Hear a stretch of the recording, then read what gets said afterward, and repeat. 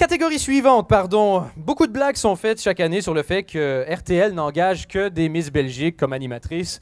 Et moi, je trouve ça dégueulasse. C'est faux. Ils engagent aussi parfois des hommes pour remplacer Anne Quevrin, par exemple.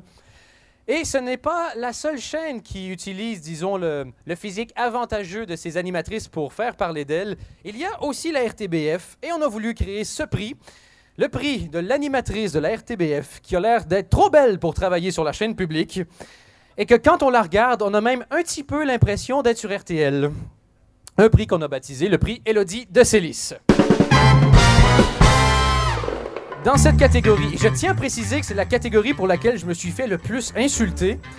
Alors que je pensais que c'était la catégorie la plus futile. On m'a dit « Pourquoi t'as mis elle? Pourquoi t'as pas mis elle? » Ne m'en voulez pas, hein, c'est juste une blague. Donc les nommés qu'on a retenus. Ophélie Fontana, qui est non seulement blonde, mais très intelligente, puisqu'elle est journaliste. Et c'est connu, c'est impossible de ne pas être intelligent quand tu es journaliste. Maureen Lewis, aussi en nomination.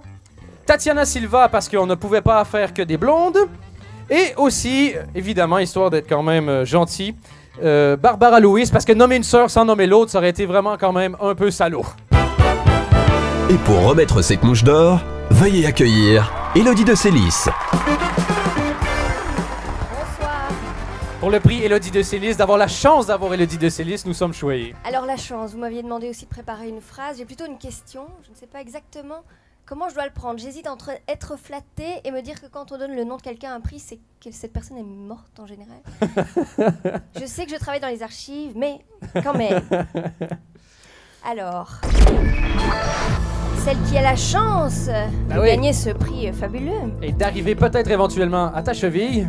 Peut-être, un peu. Et blonde.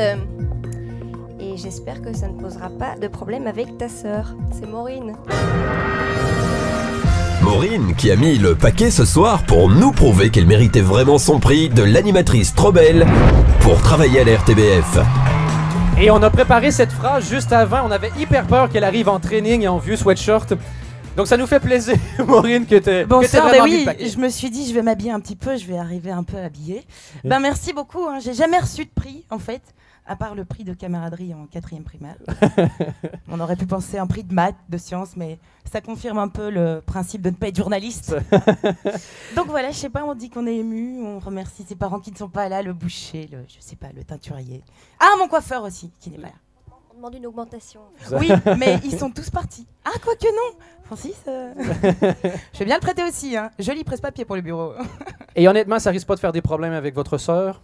Non, je vais le partager aussi, je ferai une garde alternée. Magnifique. Mais de savoir qu'on a une sœur qui est encore belle, c'est rassurant pour l'avenir. Mais oui, je vais lui envoyer un petit SMS de ce pas. Par contre, c'est vrai que pour les autres, c'est un peu dur. Je me dis, depuis que je l'ai appris, je me demande si j'ai pas un point rouge au milieu du front, genre un peu sniper. Et si vous Parce que pour les autres, ça reste quand même un peu difficile. Et si vous veniez qu'à vous battre, n'hésitez pas à le faire devant les caméras, dans une piscine, debout ou de jello, au choix. Je le ferai pour vous, Dan. Merci beaucoup, félicitations et merci à Élodie de Sélis. Merci.